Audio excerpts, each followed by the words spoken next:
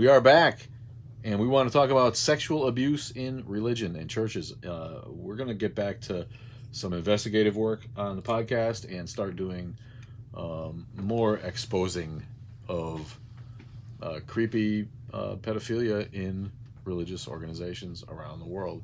And what triggered this is we have with us in the background the Amish atheist himself today joining us. And feel free to scream out if you think of anything. But it reminded me of last year's scandal in the Amish community, where I pulled up one recent article from last year where it talks about more than 50 cases of abuse, sexual abuse in over 7 states. Of course, if anyone is from the Midwest at all, we have Amish people from New York to Missouri.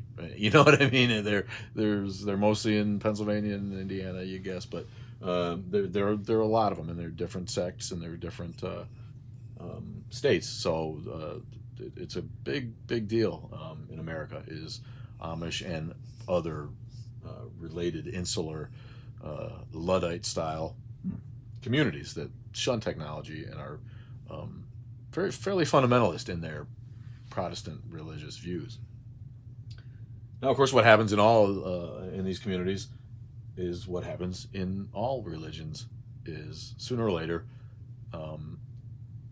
sex rears its ugly head, and the demonization of sex in most Western religions, if not all, popular Western religions, leads directly, obviously, to the child wanting to open the cupboard and get the cookies out. You can't have cookies. Sooner or later, they're going to get it and get the cookies, right?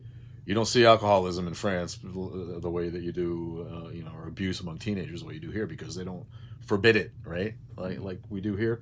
And then the kid wants to drink because it's such a great thing that we have to hide it from him. Well, it just leads to abuse. So it's no different with sex. And I've been watching it since I was a kid. When I was in church, and again, I went to a liberal New England Congregationalist church. We weren't fundamentalists. We weren't loonies. We didn't speak in tongues and rush to the front of the church. And we didn't handle snakes and any of that crap. No one told me the Bible was literal. It was literal. Excuse me. No one told me the Bible was literal. It was a very liberal church.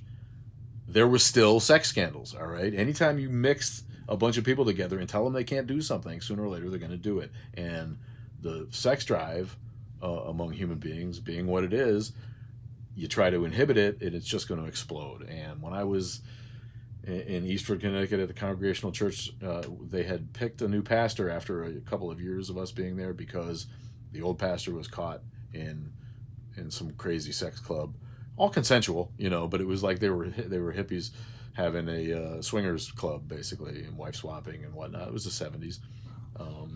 And this went on within the church community. It wasn't just the pastor and some people. It was like a bunch of people from the church.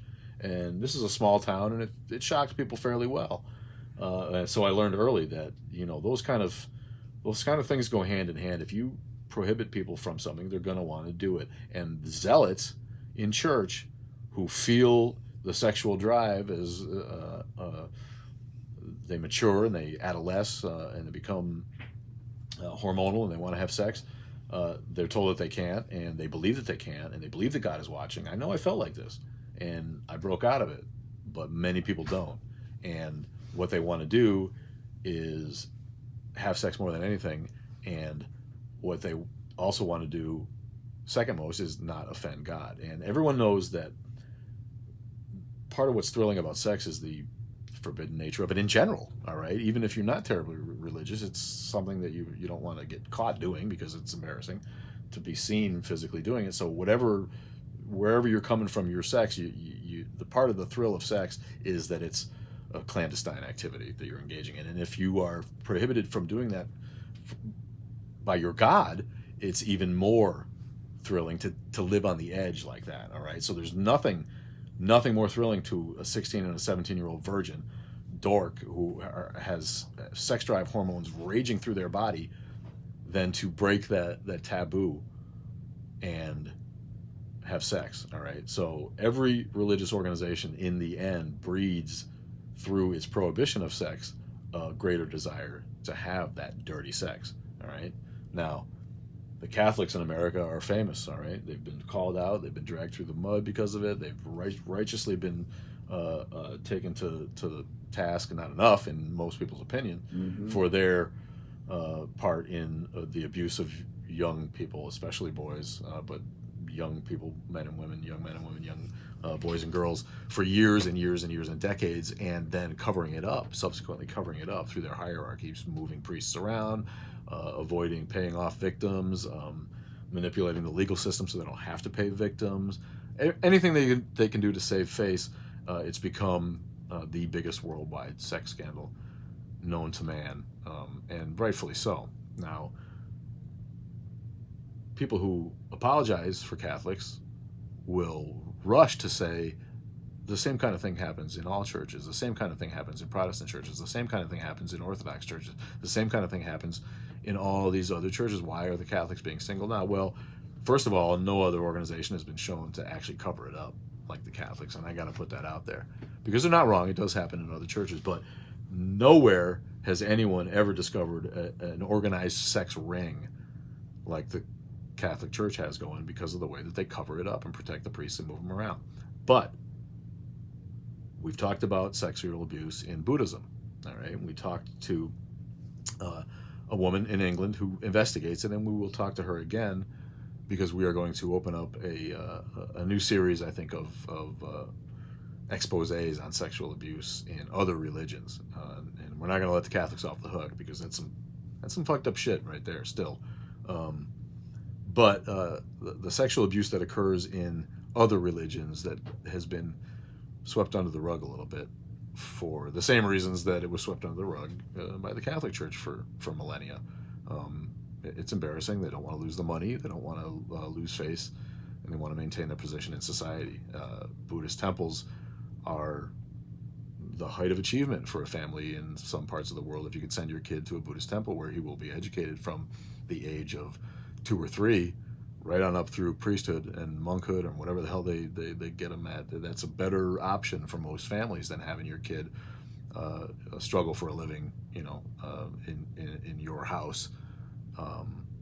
It's like getting a scholarship to play football in America, quite honestly, getting to be a Buddhist monk in a poor Himalayan country.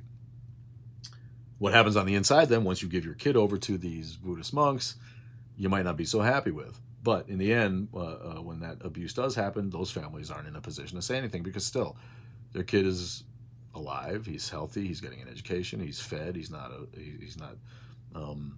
causing you to have to buy food every day. So it's a relief in many, many ways on your family. So those families are loath to speak up, even if they do find out about the bizarre instances of outright rape, what they call thigh rape, right, where an older monk will just insert his penis in between a boy's thighs and ejaculate in that manner. All of this, of course, is in the end a psychological abuse that far outweighs, in most instances, any physical harm that comes to the victims of these kinds of abuses. But it's not, again, just Buddhism.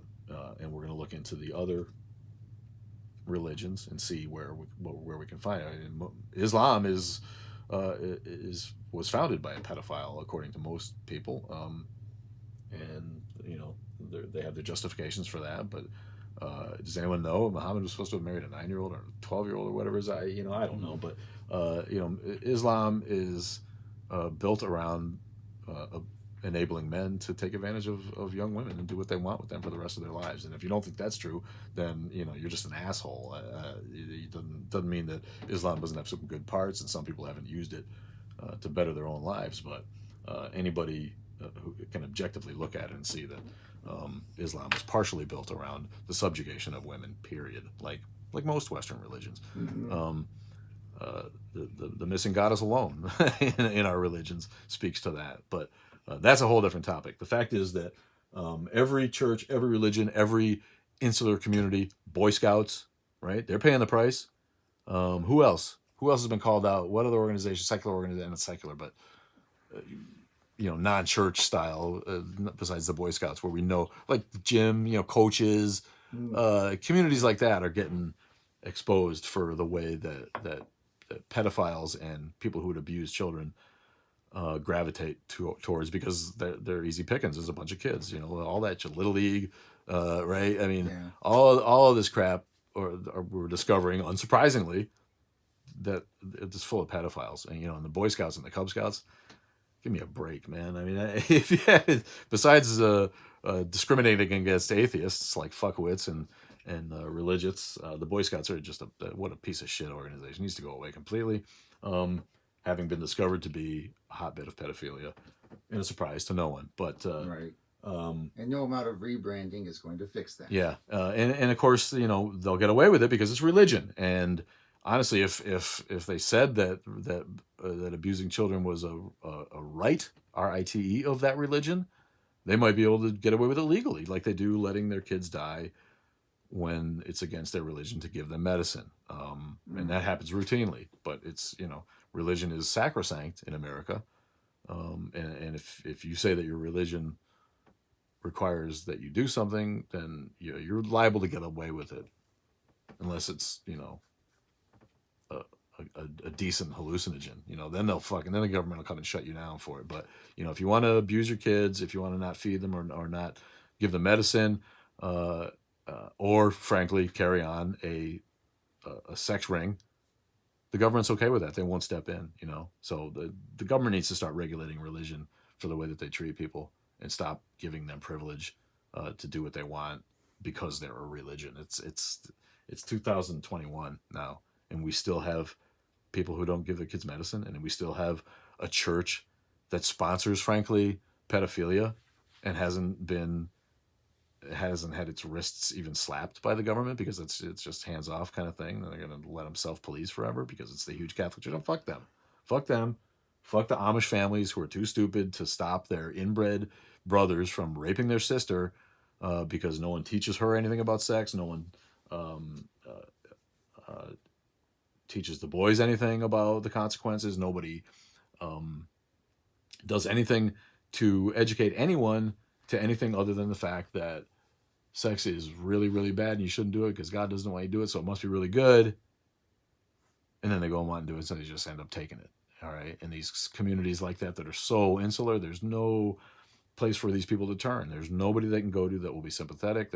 If they go to somebody who is a higher up in the community, it's the same way. They cover it up. They justify. They don't want the spotlight shined on them from outside. So the time is coming. We're gonna do what we can to expose that, but the government needs to step in and start telling religion that they can't just do what they want, because they're fucking with people's minds. They're fucking with people's bodies. They're fucking with people's entire futures, and it's disgusting, and it's got to stop. No more fucking sex abuse because of church. Get rid of the fucking churches right now. Turn them into museums. Put a fucking fence around them and turn them into museums. This is what we used to do here. We used to fuck our daughters and let our cousins fuck their daughters and their other cousins, and because we're just hillbillies, and that's the way we always done things.